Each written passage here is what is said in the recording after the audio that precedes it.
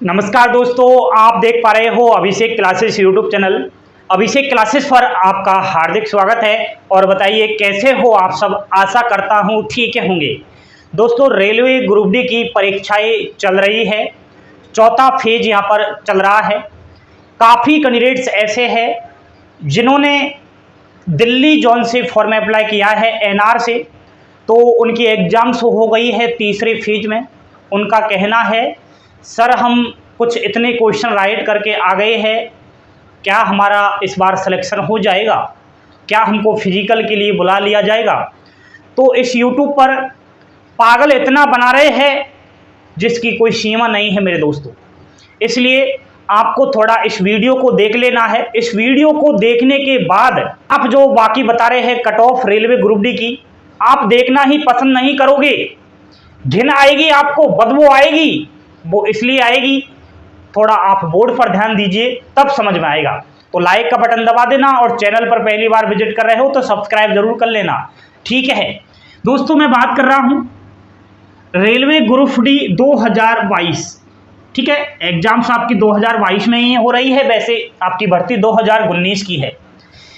मैं आपके लिए बात करूं दिल्ली जोन के एनआर नॉर्थ रेलवे की बात कर रहा हूं। सबसे पहले दोस्तों हमें यह देखना जरूरी है कि दिल्ली से पद कितने थे, रेलवे ग्रुप डी में वैकेंसियां कितनी थी। तो इसमें जो टोटल आपकी वैकेंसी थी वह 13,153 थी, ठीक है। फॉर्म कितने अप्लाई हुए यह भी देखना बहुत ज़रूरी है। तो दिल्ली की अगर मैं बात करूं, इन 13,153 पद के लिए 19,03,729 जो है टोटल फॉर्म अप्लाई हुए। तो फॉर्म तो अप्लाई होने ही है, बेरोजगारी दर बहुत ज़्यादा है। अब इतनी वैकेंसियों पर इतने फॉर्म अप्लाई हुए हैं तो कंपटीशन कितना निकल कर आता है यह थोड़ा आप देख लीजिए। तो 13,153 वैकेंसियां, उस पर 19 लाख के अप्रोक्स फॉर्म अप्लाई हुए हैं।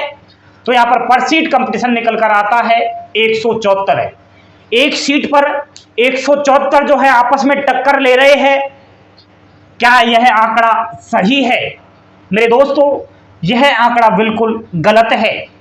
आप अगर ऐसे सोच रहे हो पर सीट 174 कंपटीशन है तो वो बिल्कुल ही गलत है। अब वो कैसे गलत है अभी बताऊंगा। अब आपकी एग्जाम्स हो चुकी है। एग्जाम्स हो जाने के बाद हमने एनालिसिस किया, बहुत एनालिसिस किया। सेंटर पर जाकर भी हमने जानकारी ली, स्टूडेंट से पूछा जिनकी दिल्ली जोन से फॉर्म अप्लाई किया, उनकी एग्जाम्स हुई है उनसे। तो इसमें सबसे पहले हमें यह देखना चाहिए दोस्तों कि एग्जाम्स में प्रेजेंट क्या थी, उपस्थिति क्या थी एग्जाम्स हॉल में। तो दोस्तों इस बार कुछ अलग ही रहस्य देखने को मिले हैं। फॉर्म तो 19 लाख भर दिए लेकिन एग्जाम्स देने नहीं गए हैं। अनुपस्थिति की बात करूं तो बिल्कुल सटीक बता रहा हूं मैं आपके लिए, बिल्कुल यहां पर समझने का प्रयत्न कीजिएगा। 40% जो है विद्यार्थी एग्जाम्स देने ही नहीं गए, फॉर्म अप्लाई किए उनमें से 40%। ये मैं कम से कम बता रहा हूं, ज्यादा ही होगा, बल्कि 45% ही अनुपस्थिति है, लेकिन मैं 40% को लेकर चल रहा हूं। यहां पर 40% की अनुपस्थिति थी तो यहां पर 60% स्टूडेंट्स जो है उपस्थिति हुए थे, ठीक है। एग्जाम्स दी थी 60% स्टूडेंट्स ने तीसरे फेज में दिल्ली जोन से। अब 60% का अगर निकाला जाए तो इन 19 लाख में से 11,42,200 के करीब स्टूडेंट्स ने यहां पर जो है एग्जाम्स दी है। समझ गई ना। अब इस परसीट कंपटीशन का कोई मतलब ही नहीं रह गया है। यह जो आपका कंपटीशन निकाला है इतने फॉर्म पर निकाला है, लेकिन अब इससे क्या मतलब है आप तो यह देखिए कि एग्जाम्स में कितने कैंडिडेट्स ने परीक्षा दी है, एग्जाम्स हॉल में क्या उपस्थिति थी। इसी से थोड़ा हम विश्लेषण करते हैं दोस्तों। नेक्स्ट हम देखते हैं नॉर्मलाइजेशन। क्या इस बार नॉर्मलाइजेशन होगा? दोस्तों 2018 के नॉर्मलाइजेशन की थोड़ी मैं बात करूं, जब 2018 में ग्रुप डी की वैकेंसी आई, टाइम जब बच्चे के 40 से 45 नंबर आ गए, उसने जो है लड्डू बांटना स्टार्ट कर दिया। 40 से 45 नंबर जिसके बैठ गए वह सोच रहा था कि इस बार जो है हमारी ग्रुप डी की नौकरी पक्की हो गई है। उसका सोचना भी सही था मेरे दोस्तों, उसकी नौकरी भी लगी है। जिसके 40 से 45 नंबर आ चुके थे, 2018 की बात कर रहा हूं, उसकी नौकरी लगी है। वह आज नौकरी भी कर रहा है, काफी जान पहचान वाले भी है मेरे दोस्तों। उसको लगा था कि 100% हो ही जाएगा, तो बिल्कुल हो ही गया है। इसका रीजन क्या है कि नॉर्मलाइजेशन हुआ था 2018 के अंदर, तो 10 से 15 नंबर जो है फ्री के मिल गए थे। 10 से 15 नंबर बढ़ गए थे बच्चों की फ्री के। अब 10 से 15 नंबर जब बढ़े, जो एक 40 से 45 नंबर राइट करके आ गया, 45 तो उसने पेपर में कर दिए, 15 नंबर फ्री के मिल गए, 60 नंबर उसके हो गए, सिलेक्शन हो चुका है। आज वह नौकरी कर रहा है मेरे दोस्तों। यह था नॉर्मलाइजेशन का खेल। तो नॉर्मलाइजेशन का कुछ गलत रेस्पॉन्स मिला, अभ्यर्थियों ने मांग रखी कि हमें नॉर्मलाइजेशन नहीं चाहिए, नॉर्मलाइजेशन से कहीं ना कहीं नुकसान होता है। जो पढ़ने वाला स्टूडेंट्स है वह रह चुका है, और जो कमजोर है उसका सिलेक्शन हो चुका है। अब पढ़ने वाला जो स्टूडेंट्स है उसके नॉर्मलाइजेशन से 15 नंबर नहीं बढ़े, और जो नहीं पढ़ने वाला है उसके बढ़ गए, तो कौन निकलेगा आगे? नहीं पढ़ने वाला। तो ठीक है, नॉर्मलाइजेशन का सिस्टम ही खत्म कर दिया इस बार। अब नॉर्मलाइजेशन नहीं होगा, अब यह सिस्टम बिल्कुल ही नहीं होगा। फिर क्या होगा? नॉर्मलाइजेशन तो होगा मेरे दोस्तों, लेकिन इस बार ऐसे नहीं बढ़ेगा कि 10 से 15 नंबर बढ़ गए। इस बार परसेंटाइल पर आपका जो है सिलेक्शन होगा। अब यह परसेंटाइल क्या है, इसके लिए मैं सरल माध्यम से आपको बताने की कोशिश करूंगा। थोड़ा आप वेट कीजिएगा, अपडेट रहिएगा इस चैनल पर, मजा आ जाएगा। परसेंटाइल को समझोगे तो ठीक है। परसेंटाइल से भी थोड़ा नुकसान नहीं है, फायदा भी है, थोड़ा आप वेट कीजिएगा इस चीज का। अब यह सवाल आता है कि 2018 Delhi zone NRC cut off कितनी गई थी? मेरे भाई, इस कट ऑफ को गोली मार दीजिए। इस 2000 ग्रुप डी की कट ऑफ को देखना ही छोड़ दीजिए, पागल क्यों बन रहे हो? 2018 में कुछ अलग सिस्टम था, देख लिया है आपने। 2022 में कुछ अलग सिस्टम है, उस कट ऑफ से कोई लेना देना ही नहीं है। जो फालतू का आपको बता रहे हैं कि पहले आप 2018 की कट ऑफ देखिए, फिर आप 2019 की कट ऑफ देखिए, अपने वीडियो को फालतू में खुद समझदार हो आप। तो मेरा तो कहना यही है कि रेलवे ग्रुप डी 2018 की कट ऑफ को देखना ही छोड़ दीजिए, उससे कोई मतलब ही नहीं है। दूर दूर तक उतना मामला नहीं रहने वाला है। अब तो कुछ अलग ही रहस्य देखने को मिलेगा मेरे दोस्तों। अब आपको मैं समझाने वाला हूं, ध्यान दीजिए दोस्तों। इस बार कट ऑफ का सिस्टम कुछ ऐसे रहेगा कि कट ऑफ बिल्कुल लो जाएगी, साफ साफ कह रहा हूं मैं। चाहे आप रिकॉर्ड कर लीजिए, चाहे आप इस बोर्ड का स्क्रीनशॉट ले लीजिए, जब फाइनल यह निकल कर आएगा तो यही मेरी बात सच साबित होगी। कट ऑफ कम जाने के कारण मैं आपको बता रहा हूं यहाँ पे। इस बार कट ऑफ कम रहने के कारण कुछ निम्नलिखित है, आप ध्यान से देखिए। पहला तो नॉर्मलाइजेशन नहीं होगा इस बार, तो पहला मामला तो ये है। ये मत देखिए मेरे दोस्तों कि कितने फॉर्म अप्लाई हुए, पर सीट कंपटीशन क्या है, कोई मतलब नहीं है इससे। कट ऑफ का कोई लेना देना ही नहीं है, सब पागलपंती है ये। सबसे पहला कट ऑफ बनने का कारण यह है इस बार कि नॉर्मलाइजेशन नहीं होगा, तो इससे डाउन कट ऑफ रहेगी। दूसरा, एग्जाम्स का लेवल क्या है? सबसे बड़ा कट ऑफ का रहने का रीजन ही यही है कि इस बार एग्जाम्स का लेवल किस प्रकार रहा है। तो दोस्तों, अब की बार जो एग्जाम्स हुई है उसका लेवल जो है हाई रहा है, बिल्कुल जो है बहुत तेज रहा है। कट ऑफ कम इसलिए ही जाएगी क्योंकि एग्जाम्स का पेपर जब आया, आंखें फटी की फटी रह गई। उसमें आप देखिएगा रीजनिंग का पार्ट आया। रीजनिंग सबसे बड़ा अहम रोल है रेलवे की ग्रुप डी की एग्जाम्स में। तो रीजनिंग के पार्ट में मेरे दोस्तों बैठक व्यवस्था, सीटिंग अरेंजमेंट और पजल के प्रश्न दे दिए 4 से 5। अब नानी याद आ गई इन प्रश्नों को हल करने के लिए। बैठक व्यवस्था और पजल के जब 4 से 5 प्रश्न पेपर में आ जाए तो फिर जो है सोचना ही मत कि पेपर हो जाएगा। उनमें क्या है, स्टूडेंट्स उलझ गई तो टाइम निकल गया, जो प्रश्न आ रहे थे वो भी नहीं कर पाए। रीजनिंग के ऐसे ऐसे प्रश्न आए बैठक व्यवस्था में कि कंप्यूटर की स्क्रीन पर एक बार तो वह प्रश्न आ ही नहीं सकता। थोड़ा ऊपर आप कर्सर को सरकाओगे तब वो पूरा आपको दिखेगा प्रश्न। तो पेपर का प्रश्न जो है इतना बड़ा था। अब विद्यार्थी पहले तो उसको पढ़े, फिर उसका आंसर दे। भाई साहब, इतना टाइम किसके पास है? तो मेरे तो बिल्कुल समझ से बाहर था। विद्यार्थी कह रहे थे सर रीजनिंग में तो मामला गड़बड़ा गया। उसके बाद साइंस सबसे बड़ा अहम रोल है ग्रुप डी की एग्जाम्स में। अब साइंस में अगर देखा जाए दोस्तों, तो सीजीएल का पेपर भी फेल हो गया। एसएससी सीजीएल का पेपर फेल हो गया जब रेलवे ग्रुप डी की एग्जाम्स देकर आए हैं। साइंस का पार्ट उन्होंने जैसे ही ओपन किया, समझ में ही नहीं आया। पता नहीं कौन सी दुनिया से पेपर दे दिया, कहां से प्रश्न बना दिए, कुछ मामला ही जो है फेल हो गया। साइंस में तो दोस्तों बहुत ज्यादा जो है चक्कर आ गए थे बच्चों को।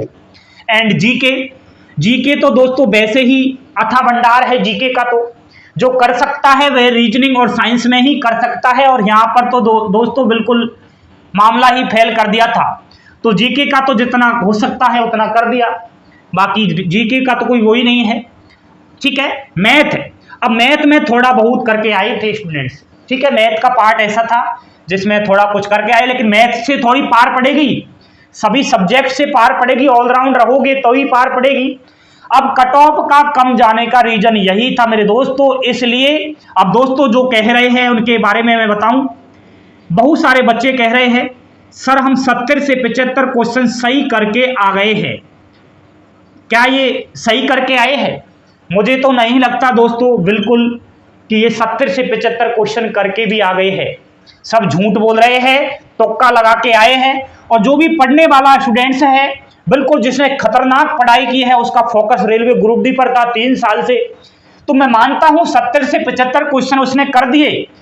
लेकिन 70 से 75 क्वेश्चन में से 8 से 9 प्रश्न उसके गलत भी होंगे। ऐसा नहीं है कि 75 के 75 सही हो जाए। ठीक है, थोड़ा उसको लगा होगा कि इसमें राइट हो सकता है, तो मैं मानता हूं 75 में तो 8 से 9 गलत होंगे। अब जब 8 से 9 क्वेश्चन गलत हो जाए पढ़ने वाले स्टूडेंट्स के, तो यहां पर कितने नंबर रह गए आप लगा लीजिए। 75 में से 8 से 9 प्रश्न गलत हो गए, तो 58-59 करीब उसके बैठेंगे। 58-59 के करीब उसके प्रश्न यहां पर बैठ रहे हैं, एक हाई लेवल से जो पढ़कर तैयारी करके गया है। अब जिसके 58 क्वेश्चन सही बैठ रहे हैं, फिर जो पढ़ के नहीं गया है उसका क्या हाल है, उसका तो मामला ही अलग है, थोड़ा ध्यान दीजिए। बहुत सारे कह रहे हैं तुक्का लगा के आ गए। अब तुक्का का तो कोई मतलब ही नहीं है दोस्तों, नेगेटिव मार्किंग है। तुक्का वाले की तो पार ही नहीं पड़ेगी, जो 100 में से 100 करके आ गए हैं, और जो तुक्का लगा के 70 से 75 क्वेश्चन करके आ गए हैं, उनका तो कोई मतलब ही नहीं है, वो सब गलत होने वाले हैं। अब दोस्तों हमने थोड़ा एनालिसिस किया उपस्थिति का कि 60% उपस्थिति थी इस बार। दिल्ली जोन की बात करूं तो 11,42,000 के अप्रोक्स जो है स्टूडेंट्स ने एग्जाम्स दी। 11,42,000 में से 20% ऐसे स्टूडेंट्स हैं जिन्होंने कहीं ना कहीं जो है तैयारी की थी। अब 20% का अगर निकाले 11,42,000 में से, तो 2,28,400 के करीब बच्चे जो है कहीं ना कहीं जो है पढ़ने वाले थे। अब 2,28,400 स्टूडेंट्स ने 70 से 75 क्वेश्चन तो कर दिए, लेकिन इनके जो है 58 से 59 क्वेश्चन ही राइट बैठ रहे हैं। ठीक है, ये पढ़ने वाले की बात कर रहा हूं मैं, जो पढ़ के नहीं गया है, नॉर्मलाइजेशन तो होगा नहीं, वैसे ही पार नहीं पड़ेगी।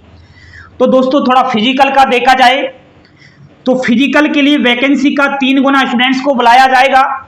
अब वैकेंसी का 3 गुना करें तो 13,153 वैकेंसी है दिल्ली जोन से, और इसका 3 गुना निकाला जाए तो 39,400 स्टूडेंट्स को क्वालिफाइड किया जाएगा एग्जाम्स में फिजिकल के लिए। अब पढ़ने वाले स्टूडेंट्स ही फिजिकल में जाएंगे, सबको मालूम है।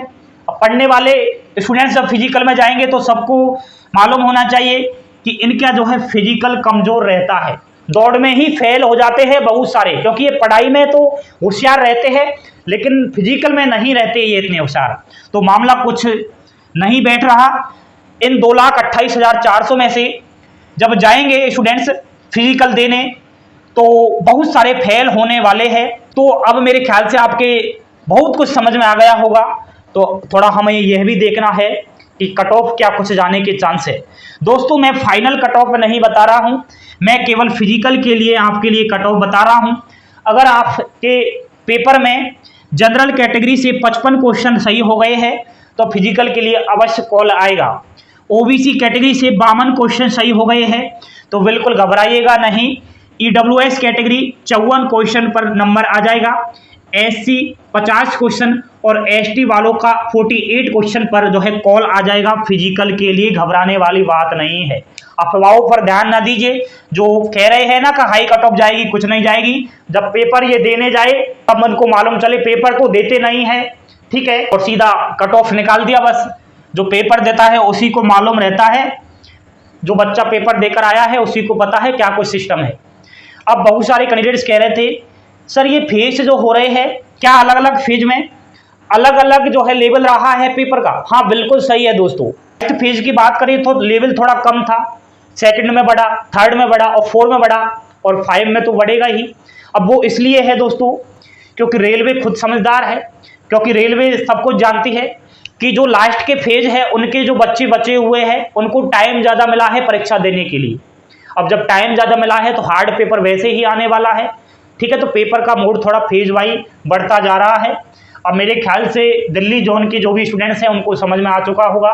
जो घबरा रहे थे बिल्कुल स्क्रीनशॉट ले लेना, ये आपकी कट ऑफ रहने वाली है, फालतू की कट ऑफ पर विश्वास ना कीजिएगा। एंड और किसी जोन की आपको कट ऑफ जाननी है और किसी जोन का विश्लेषण करवाना है तो कमेंट बॉक्स में आकर कह देना। एंड इंस्टाग्राम पर संपर्क कर लेना और टेलीग्राम चैनल को ज्वाइन कर लीजिएगा। पसंद आया हो तो लाइक शेयर सब्सक्राइब अवश्य कर देना दोस्तों। थैंक यू, धन्यवाद, जय हिंद, जय भारत।